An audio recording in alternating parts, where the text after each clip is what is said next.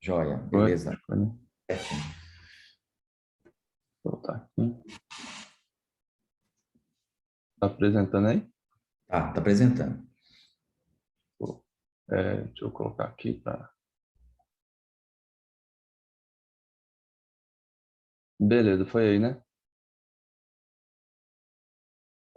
Pode começar, pessoal? Pode começar. Beleza. Então, nosso grupo é sobre o futsal, epidemiologia das lesões no futsal. O grupo ele é composto pelo André, pela Damiane, pela Larissa, a Mariana e por mim, Ricardo. A Larissa, pessoal, ela tem estágio agora, aí, mas ela ajudou a fazer o trabalho, ela não vai conseguir apresentar, tudo bem? Não tem problema. Só Então, é, não tá passando o slide. Para mim o slide não tá passando, não passou aí não, né? não, aqui também não. É só apertar o botãozinho assim, né? Eu tô apertando, é porque não tá indo mesmo, não. Aí, então, sai e põe na tela que você quer. Sai e coloca de novo naquela. Coloca manual mesmo. Engraçado. Pois é, vou tentar pelo PowerPoint aqui, que ele tá Isso. aberto aqui no PowerPoint também, se não der a gente faz Joia. de... Vai dar. Ó.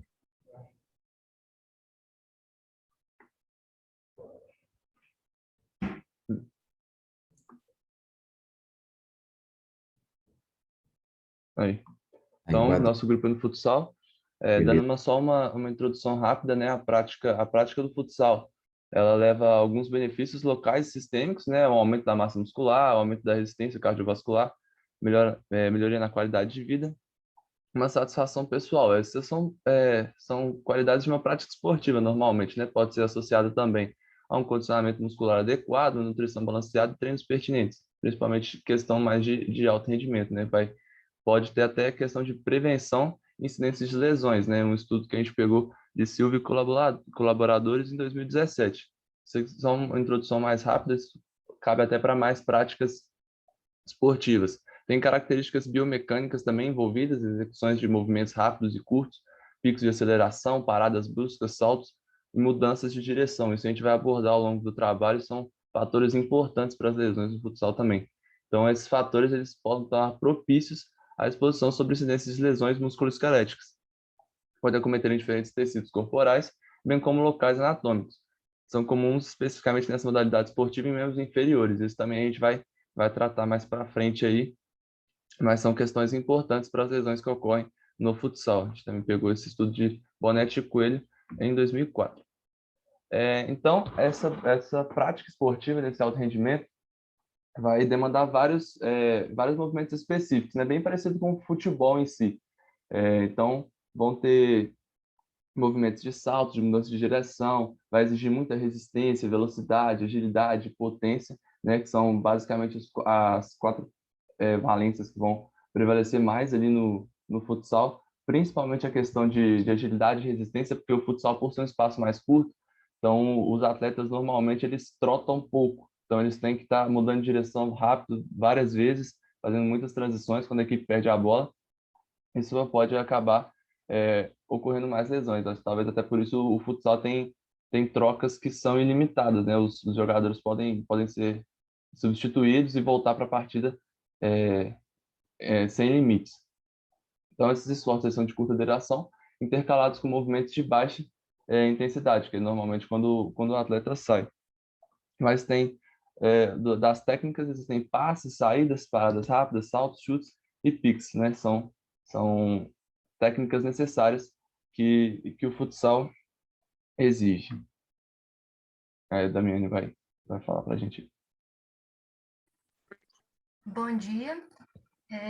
Então, a gente analisou diversos artigos que possuíam públicos diferentes, isso sendo jogadores profissionais, universitários, tanto do feminino quanto do masculino. E a partir disso, as lesões que se deram foram prioritariamente acometidas no membro inferior quando comparada ao membro superior. E isso foi uma unanimidade entre os estudos. Aí a gente mostrou aí Ferreira, e colaboradores.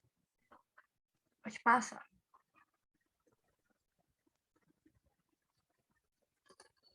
Bom, vários estudos mostraram que o tornozelo, o joelho e a coxa, tanto no masculino quanto no feminino também, são os principais locais acometidos por lesão no futsal.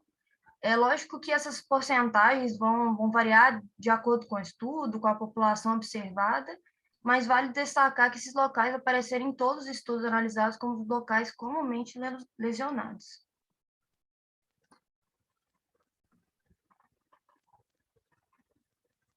Que para mim eu já passei, mas travou de novo. Mas eu já apertei para passar aqui. Aí tá no mesmo ainda, né? Para mim está no mesmo. No mesmo, já está no mesmo. É interessante que é muito tornozelo, né, gente? Ó, 37%, né? Sim. Puxa, deve ser A principalmente gente, a gente, a lesão gente viu muscular, como a gente viu no futebol de campo também, né? Só que no futebol de campo não tem tanta lesão no tornozelo, né? Não tem tanta mudança de direção, frenagem, igual tem no futsal, né? E o campo também é mais, absorve mais, né? O futsal é muito duro, né? Muito rígido, Exatamente. favorece a torção. tô colocando aqui para compartilhar de novo, ver se, se vai. Não sei por quê, a gente treinou, a gente testou antes, estava dando certinho. Aí Assim, aqui, aí, foi. deu. Foi.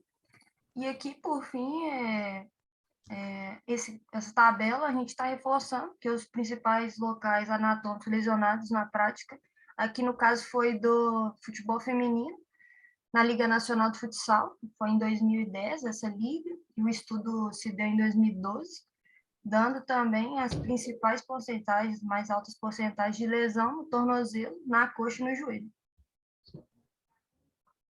Boa. Aí aqui a gente trouxe normalmente onde ocorrem as lesões, né? A gente vê que principalmente no futebol masculino, as lesões costumam ocorrer bem mais em jogos do que em treinamentos, até pela questão da competitividade também, né? Vou apresentar No agora, jogo fecha aqui, mano. tem mais contato, né? Às vezes no treino o pessoal dá uma segurada. E isso ocorreu no futsal masculino, a gente encontrou muito mais lesões em jogo do que em treinamento. No feminino, a gente encontrou um valor até próximo, mais ou menos ali, foi observado no mesmo estudo que a Damiane estava trazendo para a gente, 49 lesões em treinamento e 42 em jogo. Ficou até bem perto, mas esse valor no feminino em treinamento foi maior, o número das lesões nesse estudo com atletas da Liga Nacional Feminina. Aqui a gente traz, né, os tipos de lesão que ocorreram mais. Então, a gente teve muitas entorses, lesões musculares e tendinites, o que também conversa, né, com o dado que a Damiane trouxe para a gente dos principais membros acometidos, que são o tornozelo, coxa e também o joelho. Então, a gente vê um número muito grande de entorses e de lesões musculares, né, ali principalmente coxa e tornozelo e joelho tem muito entorse, né. Aqui também outro estudo que a gente trouxe de júnior e colaboradores em 2020. Aqui parece que o número está baixo, mas aqui ele fez uma comparação entre homens e mulheres numa competição universitária, porém aqui ele só colocou as principais lesões que aconteceram, né? Então foram essas lesões aqui. Então a gente vê entorse, a gente vê luxação, a gente vê extensão. Então a gente percebe que realmente esses membros são os mais acometidos. E aqui a gente trouxe num estudo de Filho, Marcos Cruz e Rodrigo em 2016, que mostra que o contato físico durante a prática normalmente causa muito mais lesão do que lesões sozinhas, né? Até por essa questão que a gente estava falando no começo. O futsal é um esporte muito competitivo, o espaço é curto, então muitas vezes os atletas vão ter choque, é normal do esporte, né? Tem contato no esporte. Então esse choque, às vezes, o atleta pode estar desestabilizado, pode não estar muito bem equilibrado, sofrer uma torção, ou talvez até uma distensão, dependendo. E acontecem lesões sozinhos também, talvez muito por essa mudança de direção. Às vezes ele tem que atacar, o time perdeu a bola, ele tem que voltar rápido. Isso pode ocorrer lesões também. No futsal feminino, no estudo que a gente trouxe lá, não tinha gráfico, por isso a gente não colocou, mas o estudo ele trazia que as lesões sozinhas foram maiores. Mas os autores eles reforçaram que essa é uma prática que não é comum na literatura, né? Então esse resultado deles com as atletas femininas com o maior número de lesões sozinho, ocorreu lá no estudo, mas não é uma prática comum. Normalmente as lesões ocorrem mais após um contato físico. Aqui eu ia trazer um vídeo, só que aqui no PowerPoint eu não sei porque ele não ficou. Aí eu passo no final da apresentação um vídeo de uma lesão, beleza, professor? Tá bom, beleza. Que até esse vídeo. Deixa eu ver se vai rodar aqui. Aqui vai abrir o YouTube, vai sair daqui. Aí no final eu passo só o vídeo e a gente comenta.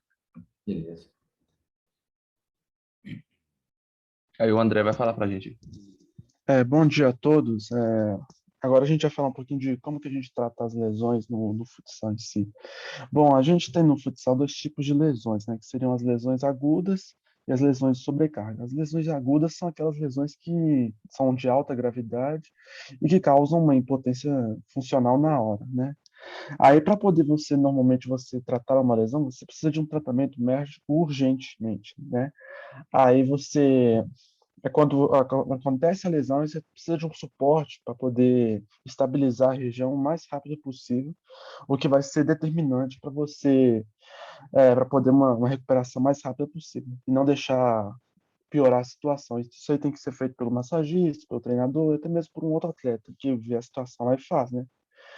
E controla a situação.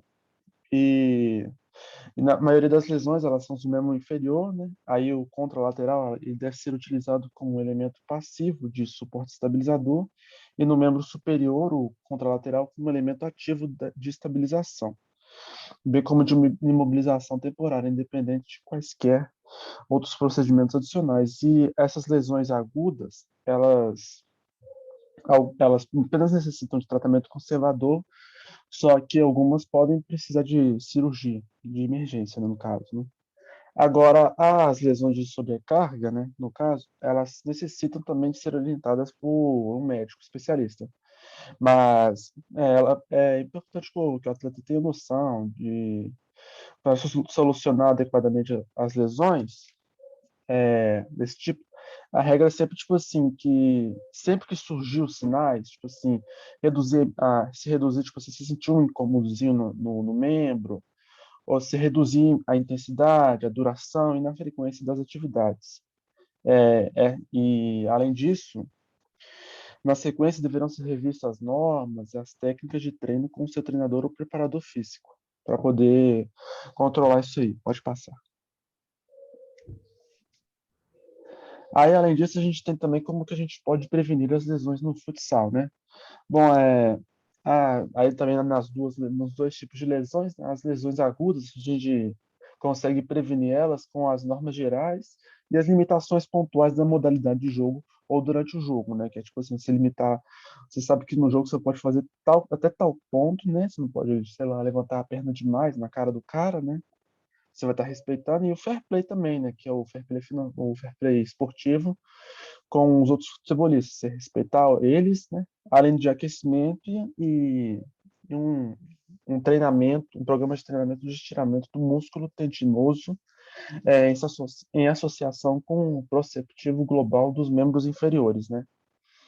Além disso, o atleta também tem que aprender a conhecer seu próprio corpo, né? De modo a não ter a tentação de ultrapassar as suas capacidades morfofuncionais, né? Aí, quanto à prevenção das lesões de sobrecarga, essas devem fundamentar-se sempre na adaptação adequada do atleta à sua modalidade, né? Este é sempre o procedimento a ter em conta, e não só para possibilitar um bom desempenho, mas também para prevenir as lesões mais frequentes. Calma aí.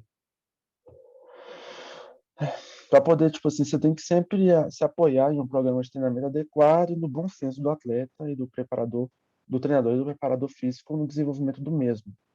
A pressão destes, no sentido de um treino excessivo, terá que ser anulada, né?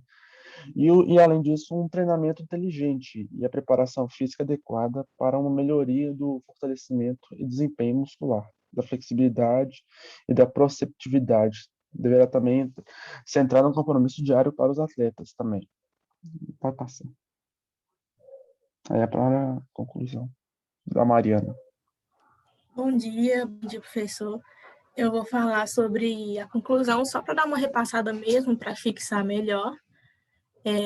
Então, diante do trabalhado, a gente pode concluir que as áreas do corpo onde ocorrem mais lesões no futsal de alto rendimento são nos membros inferiores, como coxa, joelho e tornozelo. É possível ver também que essas lesões ocorrem devido à grande movimentação e às dinâmicas que o jogo exige. E tem as suas causas, que são extrínsecas ou intrínsecas, e a gravidade, desde casos leves, que precisa só de uma diminuição de carga de jogo, e alguns casos precisam de afastamento até recuperação completa. E alguns precisam de suporte clínico, até mesmo cirurgias de emergência. Então, cada lesão tem sua gravidade e sua causa. Mas ainda tem poucas definições diretas sobre métodos eficazes de prevenção no futsal. Mas a gente já entende que o trabalho multidisciplinar é essencial para diminuir os efeitos negativos de lesões nesse esporte, que é um trabalho conjunto de fisioterapeutas e fisiologistas, é muito fundamental para acompanhar o desgaste dos atletas e minimizar o número de patologias no elenco de uma equipe. E aí também conclui-se que os trabalhos individuais e controles de carga particulares podem ser cruciais no que se diz respeito às prevenções de lesões de futsal. Aí é isso. A gente colocou as referências também dos artigos que a gente usou e muito obrigada pela atenção. Algum de vocês aí joga futsal ou não? Assim, profissionalmente não, né? Mas já joguei. Mas nunca jogou em Só dá peladinha, né, professor? peladinho. Só peladinha também. Nível escolar que eu joguei, né? Ensino médio. Uma coisa preventiva, porque você vê, muita entorse de tornozelo, né? Então, Tem podiam ser demais. treinos de proteção articular, né? Treino para poder, de perfis irregulares, assim, para poder evitar essas torções, né? Tem jeito de minimizar essa grande incidência aí de grande prevalência com treinamentos, né? Que podem ser treinos de proteção articular mesmo e até mesmo exercício específico para essas lesões musculares, né?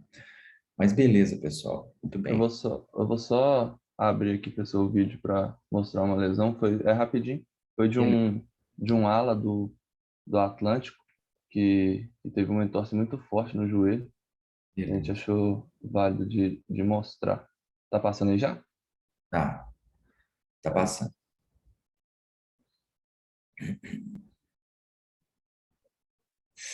Ai, dá até dor, hein? É o Alan do Atlântico, chama Kleber. Foi em 2018 essa lesão. Rompeu o LCA? Foi. É, né? Ó, foda, hein? Tem um replay que fica Bem mais nítido. claro, mas tem muito disso que a gente falou, né? Foi uma lesão que, assim, não foi o adversário de forma alguma, ele teve intenção de fazer isso, mas foi após esse contato, essa disputa pela bola, que aí fica, acho que Essa deu aí. para ver aí a imagem, bem forte.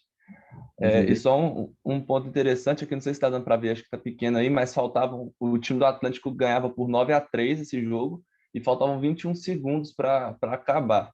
E esse atleta ele tinha 21 anos apenas na época. Então pode ser que assim, um atleta mais experiente, talvez, Meio obviamente não estou culpando o atleta por isso, né? Lógico que ele não queria, mas talvez um atleta mais experiente, ele, como estava deixar. ganhando de muita diferença, era um jogo de liga, então não era mata-mata, não tinha gols.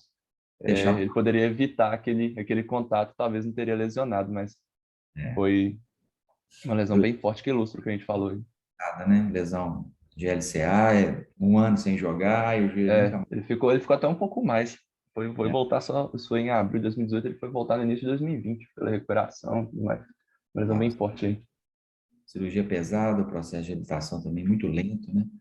Isso. E nunca, sim, fica mais ou menos. Tem possibilidade de torcer de novo, de romper novamente o enxerto, então é pesado, bem pesado. Mas é isso aí. Passa de novo para mim, para o anfitrião, para eu poder Uhum. passar para outro grupo. Tem outro grupo, pessoal? Ou não? Passei aí, professor. Tem, professor. Obrigado, viu? Valeu. Obrigado, gente. Pode passar, então. Quem que é que eu vou passar o anfitrião aqui? Débora.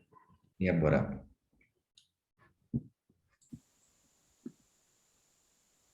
Ô, Débora, tá com você aí, tá bom?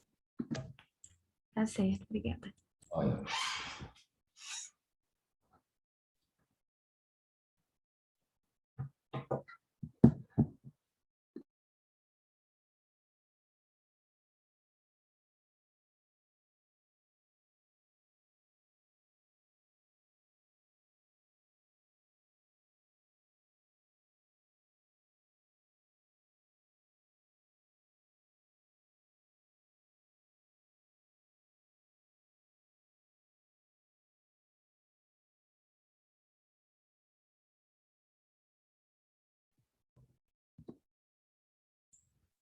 Quando tiver Tá, transmitindo. Jorge? Já foi? Tá dando, Débora, tá dando, tá passando.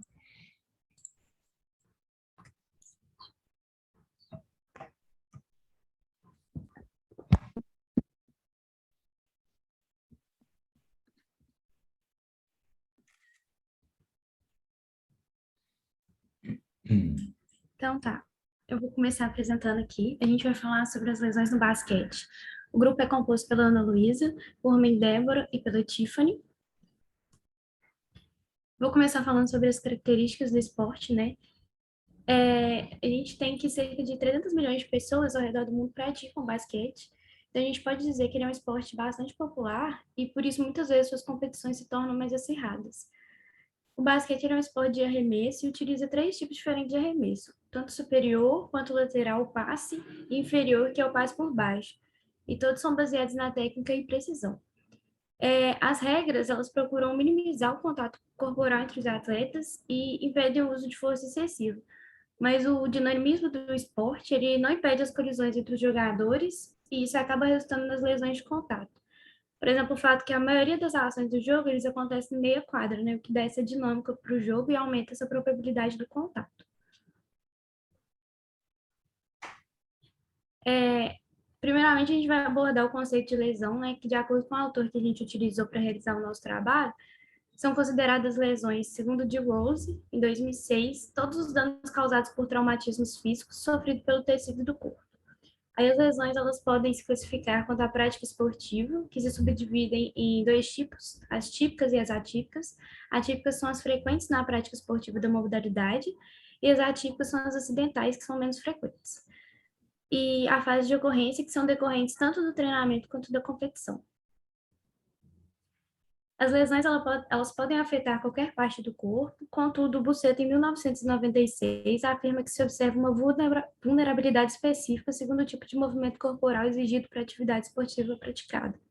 De acordo com o autor, as lesões podem ser classificadas em diferentes graus. Aí temos as lesões leves, que requerem uma atenção ou um tratamento, mas sem interromper a atividade do esportista. As lesões moderadas, que requerem o tratamento e limita a participação do esportista na atividade. As graves, que implicam uma interrupção prolongada da atividade, com hospitalizações frequentes e intervenções cirúrgicas, e as lesões graves que levam grande prejuízo, né? Que elas impedem o esportista de recuperar o nível de rendimento ou funcionamento prévio, o que obriga ele a modificar sua forma de praticar o esporte e necessário até mudar de atividade, quase sempre fazer um trabalho de recuperação permanente para evitar que se reincida. A gente sabe que tem diversas causas para lesões no basquete, mas primeiramente a gente pode destacar que elas são uma consequência da competitividade, juntamente com a ausência de um programa preventivo. A gente percebe que o número de lesões vem aumentando, apesar de ter hoje um maior conhecimento de prevenção e tratamento de lesões.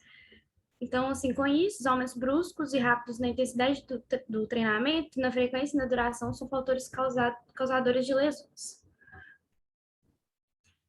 O basquete é um esporte de contato e de impacto, né, que acaba acarretando uma alta incidência de lesões, tanto pelo contato do jogador com a bola, quanto pelo choque com outro atleta, quanto isolado, né, por exemplo, no lance de desequilíbrio. A gente vê também que existe uma sucessão de esforços intensos e breves que são realizados em ritmo diferente, com ritmo constante de lançamento, saltos, tanto verticais quanto horizontais, e corridas, além do fato de que todas essas ações elas acontecem em um curto espaço físico e espaço de tempo também. Tem também uma variabilidade de ritmo e intensidade na execução das ações, muito alta. E a grande variabilidade de movimentos básicos do corpo na prática do basquete ele permite entender o aparecimento de determinadas patologias. É um jogo constante, com constante mudança de direção, que promove diversas situações de risco e lesões durante uma partida.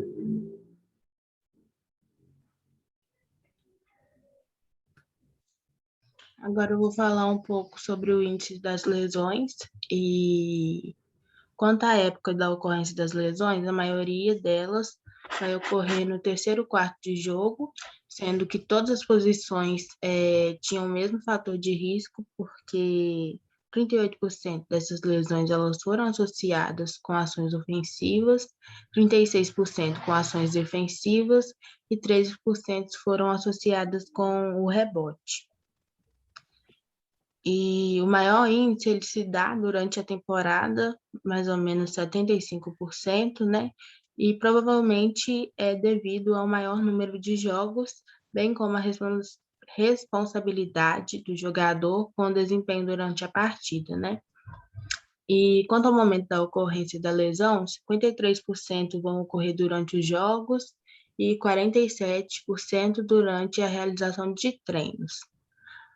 A participação das mulheres no esporte, ela tem aumentado, né? E, consequentemente, tem aumentado também o número das mulheres lesionadas, principalmente com a ruptura do ligamento cruzado anterior no joelho. E, por isso, essa preparação física das mulheres deve ser muito enfatizada por suas características musculares, anatômicas e tal, já que elas têm uma predisposição já a mais de ter maior chance de ter lesão, né? A incidência das lesões relacionadas às mulheres é de 4 a 8 vezes maior do que nos homens, principalmente a entorse no tornozelo, que é a mais comum em atletas no sexo feminino, mas tem o uso dos estabilizadores semirrígidos para o tornozelo, que vem auxiliando consideravelmente nessa diminuição dessas entorses. Também a incidência maior de lesão em ambos os sexos, elas vão se concentrar nos tornozelos e posteriormente nos joelhos também.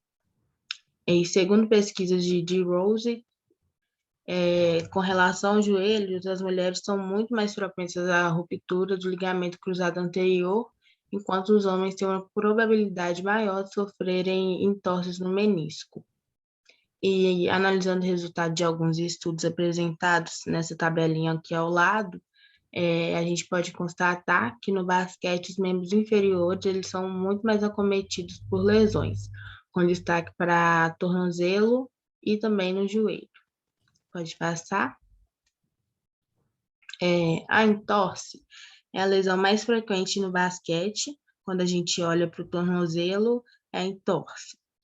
E ela ocorre normalmente devido a uma má queda no solo, né? Ao pisar no solo, uma estabilidade menor. Aí pode ocorrer essa entorse. Elas vão acometer frequentemente o compartimento lateral e medial. Isso vai ocorrer devido à estrutura de encaixe do tornozelo e o maléolo lateral, que vai se estender mais distalmente que o maléolo medial, formando-se uma barreira anatômica para o deslizamento lateral do talos. Isso vai dificultar o movimento de eversão. A cápsula articular e os ligamentos são mais fortes na face medial do tornozelo e, devido a isso, as entorses por inversão envolvem estiramento ou a ruptura dos ligamentos laterais, que vão ocorrer com maior incidência as entorses por eversão, que envolvem os ligamentos mediais. Pode passar. É muito importante também a gente saber que teve uma análise, né, de lesões entre duas modalidades diferentes e foi constatado que o basquete, junto com o hóquei no gelo, o handebol e o esqui, são as modalidades esportivas com maior incidência em lesão nos joelhos. E a gente deve ter em mente que o joelho é muito propenso a ter lesões no esporte, porque a modalidade, a variedade de tensões que a gente submete o joelho é muito alta. O tempo mais comum de lesão traumática no joelho é a torção, que acontece mais frequentemente quando ele está dobrado, sustentando o peso do corpo, e é inesperada ou desastradamente deslocada. Qualquer uma das estruturas do joelho pode ser lesada pela torção. Pode ser impossível avaliar a extensão total do dano imediatamente após essa torção, após esse acidente, né? E fica evidente quando o joelho não recupera subsequentemente pela sua função. Sendo assim, as lesões mais comuns nos joelhos dos jogadores de basquete, e elas são a tendinite patelar, que é também conhecida como joelho de saltador, a bursite e a pata de ganso. E a instabilidade patelar também aplica sinovial patológica e a síndrome da banda iliotibial. Pode passar. A tendinite patelar é uma lesão que ocorre no joelho. Clinicamente falando, ela é uma inflamação do tendão que liga a patela à tíbia. A tendinite patelar ela pode ser classificada em 4 estágios, com intensidades diferentes. No primeiro, o paciente sente dor somente após praticar atividades físicas. Já no segundo, a dor ocorre já assim, durante e após a prática de exercícios, mas ainda não há a incapacidade de praticar essas atividades. E no terceiro estágio, no quarto também, eles são consequentemente os mais delicados, né? Porque a dor acontece durante e após a atividade física e já existe uma dificuldade maior na prática esportiva, onde existe a necessidade de cirurgia, principalmente quando ocorre a ruptura do tendão, né? Os sintomas mais comuns são a dor, né? E sensibilidade no joelho, uma dor que se intensifica ao saltar, correr, subir, descer ladeiras, escadas, etc. Inchaço, dificuldade para movimentar o joelho e uma sensação de joelho enrijecido, principalmente ao acordar. A bursite no joelho, ela vai consistir na inflamação de uma das bolsas localizadas em torno do joelho, que tem como função facilitar o movimento de tendões e dos músculos sobre plombiências ósseas. A mais comum é a bursite anserina, que é também conhecida por pata de ganso, né? E ela é localizada sobre a parte medial da tíbia, que é imediatamente abaixo do joelho, e por baixo do tendão conjuntivo. Ela provoca uma dor intensa quando, por exemplo, a gente sobe uma escada e tal. Os sinais e os sintomas da bursite no joelho, eles podem variar dependendo da bursa que é afetada e também do fator que causa a inflamação. Os sintomas mais frequentes são a sensibilidade, inchaço, sensação de calor na porção afetada do joelho e muita dor a fazer alguns movimentos, né? Igual eu já falei, o movimento de subir escadas. Pode passar. Bom, ainda falando sobre as lesões do joelho, a luxação da patela, ela pode ocorrer por um trauma, né, como a torção do joelho, ou sem trauma. No caso do basquete, ela é ocorrida por trauma, mas é importante também a gente saber que muitas pessoas, elas possuem uma característica anatômica do joelho que favorecem essa luxação da patela, né? E as principais características são a patela alta, um aumento da inclinação patelar por tensão lateral, um sulco da troqueia raso e um ângulo muito elevado entre a direção da tração da musculatura da coxa e a direção de tração do tendão patelar. Os pacientes com joelho valgo, né, que é aquele em X, ou com frouxidão ligamentar, também tem mais essa predisposição.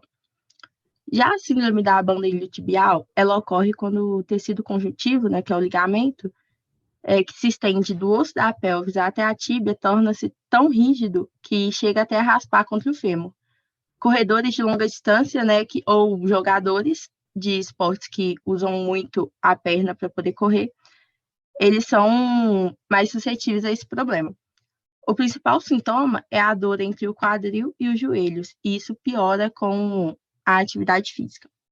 Pode passar. Já no punho, as lesões mais comuns encontradas nas pesquisas realizadas foram as tendinites. A tendinite no pulso é uma condição caracterizada por uma inflamação dos tendões que circundam a articulação do pulso. É uma causa muito comum da dor no pulso e é considerada uma lesão por esforço repetitivo. Ela ocorre pois ela é mais frequente no sobreuso dessa articulação, né? No caso do basquete, tem muitos movimentos repetitivos contra a bola. Pode passar.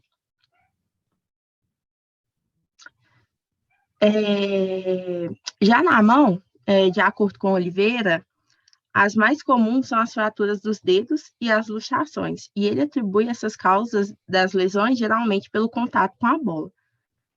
As fraturas dos ossos do punho e lesões ligamentares do polegar, segundo esse autor, são ocasionadas em virtude de queda sobre a mão. Podemos encontrar ainda as dermatites de contato pelo toque excessivo com a bola. Já em relação às lesões do ombro no basquete, ainda de acordo com o mesmo autor, ele diz que elas são relativamente raras e geralmente ocorrem pelo excesso de uso, como, por exemplo, a síndrome do impacto no ombro, que é uma síndrome dolorosa no ombro, acompanhada por uma alteração na mobilidade local, sendo caracterizada por uma tendinite, que geralmente é do tendão supraespinhoso e da bursa acromial, com a lesão parcial ou total destes tendões.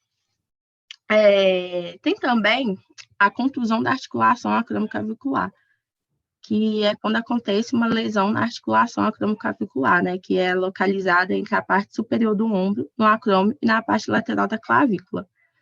É importante lembrar que essa articulação ela é extremamente importante para a mobilidade, né, porque ela é a única ligação entre o ombro e o tronco, e é formada por dois tipos de conjunto de ligamentos, né, que é entre o acrômio e a clavícula, e outra entre a clavícula e o processo coracoide.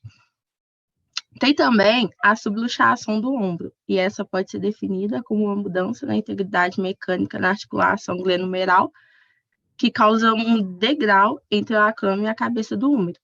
E todas essas lesões citadas são devido a um episódio agudo de trauma ou microtrauma de repetições. Pode passar. Bom, para a prevenção das lesões nesse esporte, alguns cuidados básicos são fundamentais a fim de evitar essas lesões traumáticas citadas, né? E esses cuidados consistem em minimizar os fatores de risco.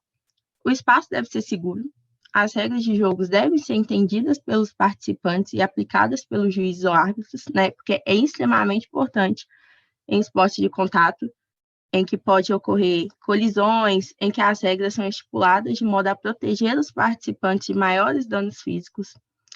É importante também delinear um programa de conduta preventiva e reabilidade dos atletas, né, que seja realizado um exame físico detalhado na fase pré-competitiva.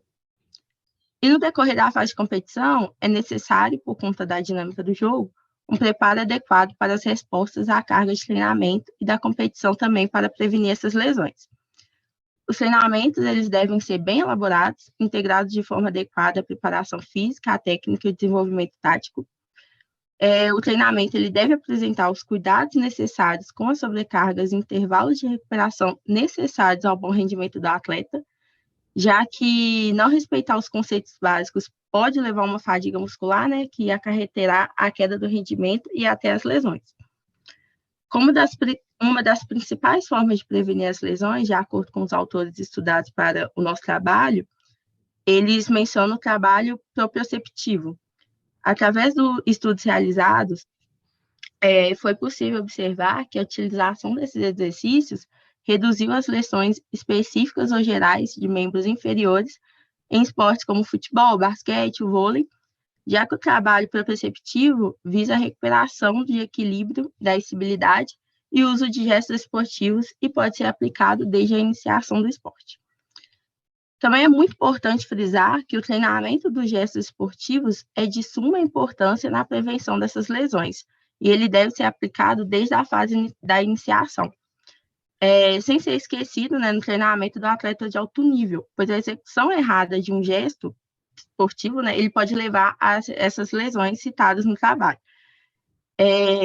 Visto que as atividades executadas com uma postura inadequada podem sobrecarregar as articulações, causando dores, problemas posturais, perda de rendimento e até doenças. Aquecer antes de iniciar exercícios intensos também ajuda a evitar lesões.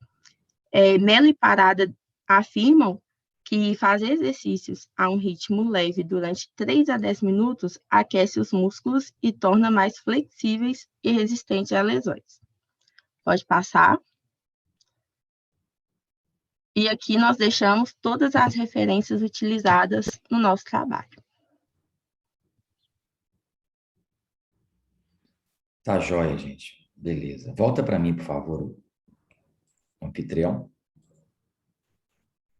Joia. Acabou, né, pessoal? Não tem mais trabalhos não, né? Acho que acabou. Ótimo. Então, pessoal, próxima aula será a nossa avaliação, tá? Então, eu vou projetar umas questões, uma questão sobre cada tema que a gente estudou, e vocês vão ter um tempo aí para escrever a resposta e tirar uma foto e me mandar no WhatsApp, tá bom? Então, é isso aí. Até semana que vem, 7h30, tá? Que vai ser a nossa avaliação. Combinado? Obrigado. Você Combinado, vai passar professor. as Combinado. questões aqui no Zoom mesmo, né? Vou botar no Zoom, vou projetar, Beleza. tá bom? Então, joia, pessoal. Obrigado. Até a semana. Tchau. Valeu, professor. Tchau, Obrigado. professor. Obrigado. Valeu, professor. Até semana que vem. Tchau.